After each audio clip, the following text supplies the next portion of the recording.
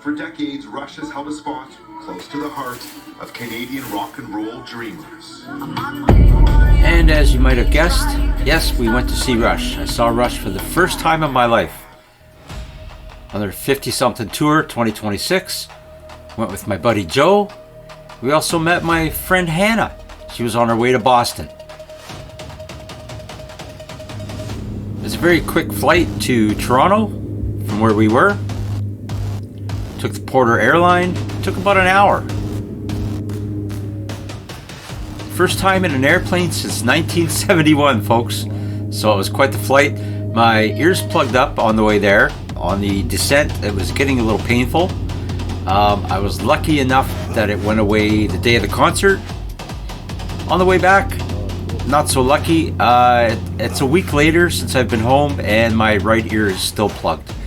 It's not wax, it's a eustachian tube, and I'm taking some nasal drops for it with some steroids, and hopefully it'll clear up soon.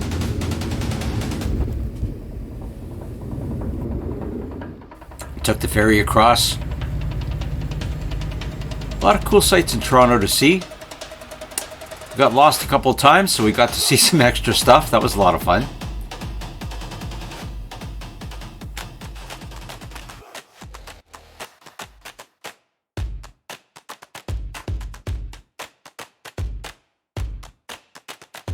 Got our first meal at A&W.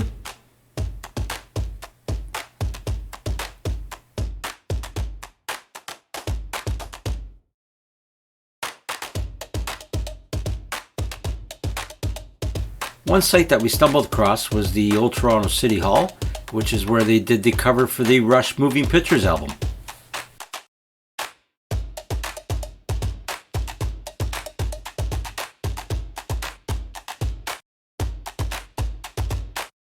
And while me and Joe were wandering around town, ran into this really cool chrome canoe. The lady beside me lit up a crack pipe. I didn't even know. Joe mentioned it to me later. Did you see that lady? She lit up a crack pipe. I said, that's the one that was the mother of those two kids with her husband. That's crazy. Anyway, walked by the CTV building, saw the cool car coming out of the side of the building. Saw a cat on top of a pole, on top of a chair. I think it was outside of a... I think this was in Chinatown, if I remember correctly. Wasn't a real cat. Then we made it to the legendary Mocombo Tavern. So many people have played there. Rolling Stones did a live album there. April Wine did a live album. So many people have played there. It's just mind-blowing, the history of this place. We went to RUSHfest at the Mocombo, and we got to meet the incredible Kathy Rankin. Kathy is an established entertainment personality with a television and film career spanning over 17 years. Through film, hosting, interviewing, spokesperson, voiceover, print, she does all kinds of stuff. An amazing singer too. Closer to the heart, closer to the heart. And the artist reflected in the eye. Was a creativity. Closer to the heart. It's high on you. Space and place is high on you.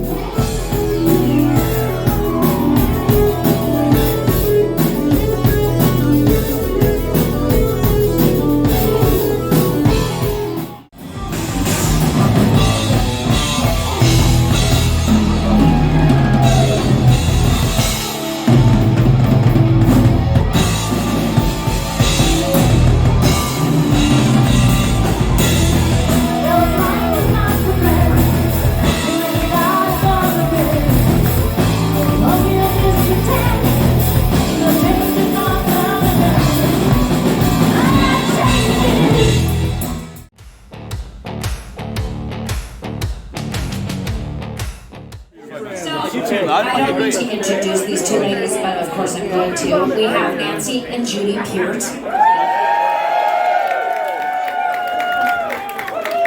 I swear they're the two hardest working ladies in the Rush community. They've been everywhere. So many events. They've got their whole corner over here with their raffle items. They're all kinds of cool stuff. The wine, the chocolate. I want to buy one of everything. Then we met Neil Peart's two sisters, Judy and Nancy Peart. That was quite the honor, quite the thrill.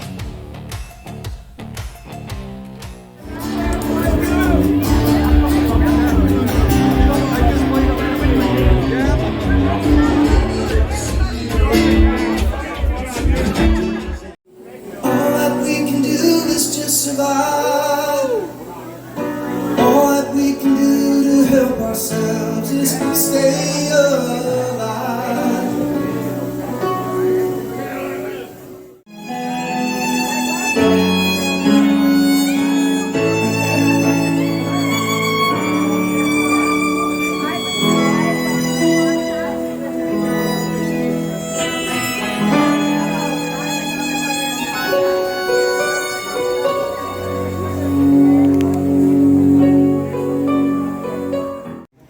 And it's the rush is the gift that keeps on giving. Just when we thought we had retired in 2015, was it 15? Yeah, and I thought, well, that was fun, but what now, Listen to this again, so I did. And it's been really nice to meet a lot of you on the floor, and you've said some great things, and I really appreciate that, because it's been a long time since I worked with the guys, but we did some good work.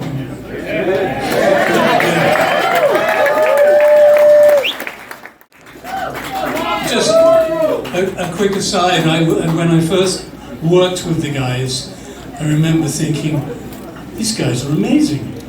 And if I like it that much, there's got to be a ton of people out there who are going to like it too. And here you are. So, thank you. Well, you guys are beloved by all the fans, so thank you so much for coming tonight and letting us talk to you. We love this. And I think you should go on the road with a comedy show, you two. I think that'd be really good. Thank you guys so much.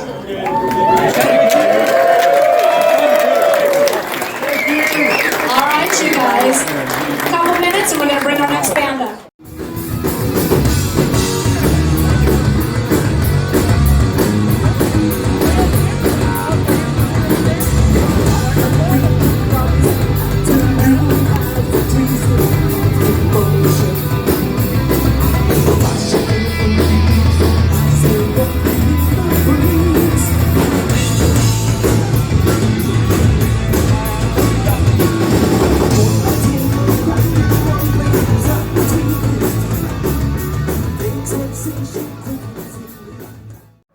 Good day, sir.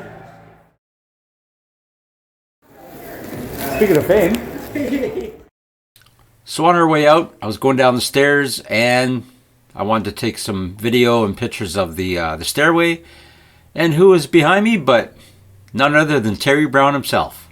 It was quite the honor to meet him. Shook his hand, got a picture. And then we walked back home. And we ended up doing over 17,000 steps and over 12 kilometers.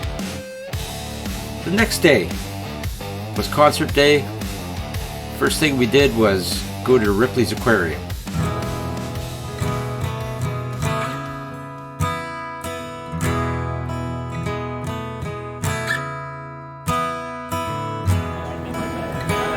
Look up. Way up. We're at the very base of the CN Tower.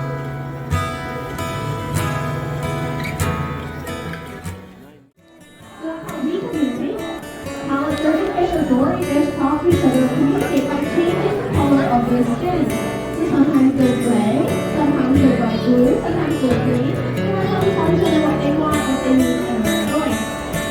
Now that wraps up our guys.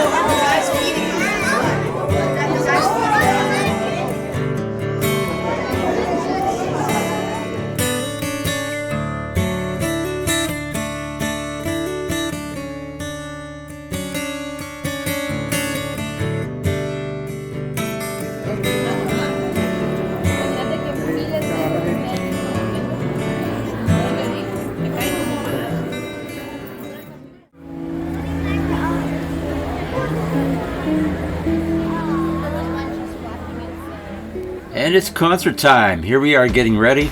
Joe with his cool Rush shirt. I bought my bronze shirt in tribute for Neil at the Mocombo. And then I ran into two of my cousins and their spouses at Boston Pizza. They're from Saskatchewan. I haven't seen those guys since 1989. That's so cool. Walked by the CBC building where they were doing live tapings of the Canadian version of Family Feud with Jerry D. Very funny comedian. Then we ran into some good friends of ours from back home.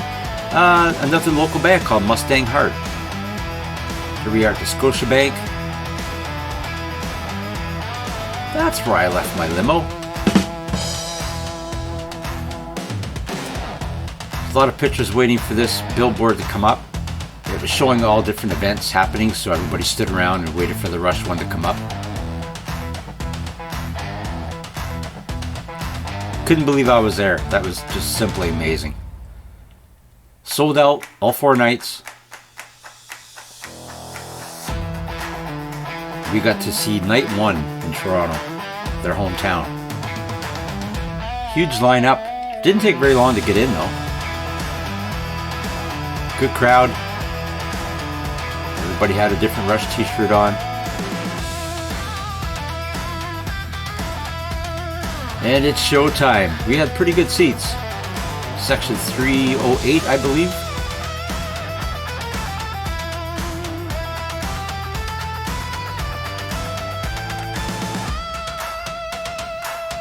We got 2 bottles of water and 2 cans of Caesar, and that was $54. Me and Joe had an awesome time. Good seats. They're filming all 4 nights, so there's the camera going around, suspended by cables right before the show.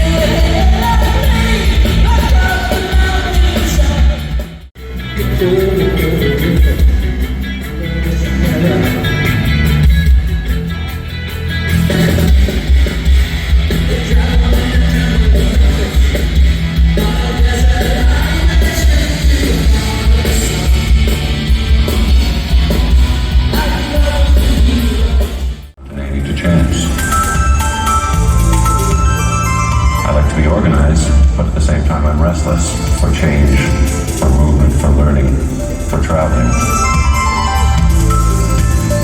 That's my essential contradiction. That's my yin and yang. My ideal of life is not a well-ordered environment, not a quiet room with everything in its place, but rather, my dream is to have a well-packed suitcase and to be on my way somewhere interesting.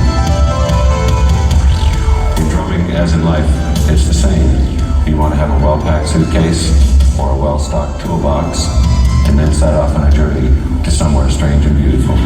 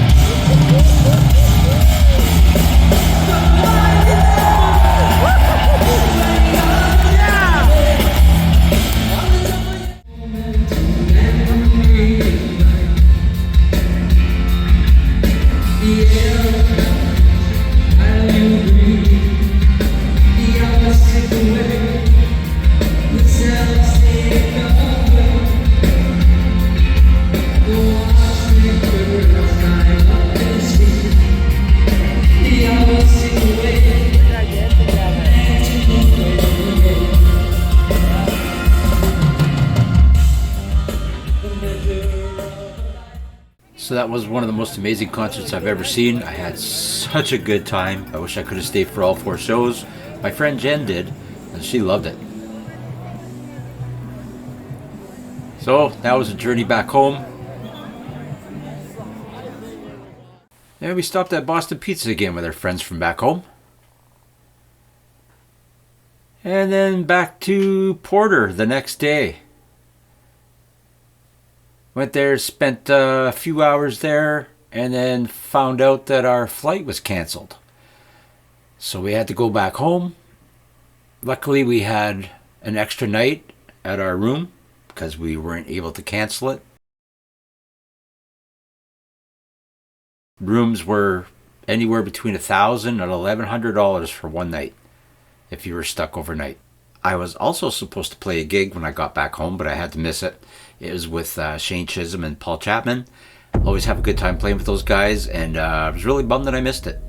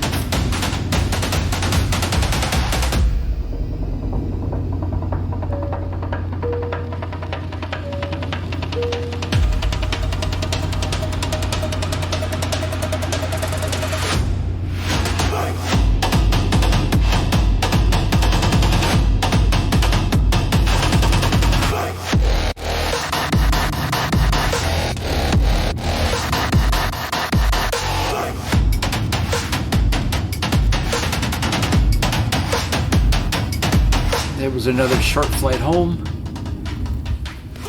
and my ear's been plugged ever since. But I couldn't be happier. No complaints. Met a lot of people. Had a great time with my buddy Joe, and I would love to do it again someday. And this trip wouldn't have even happened if it wasn't for my good friend Joe. So Joe, thank you, buddy. This has been a trip of a lifetime and a concert of a lifetime, and thank you so much.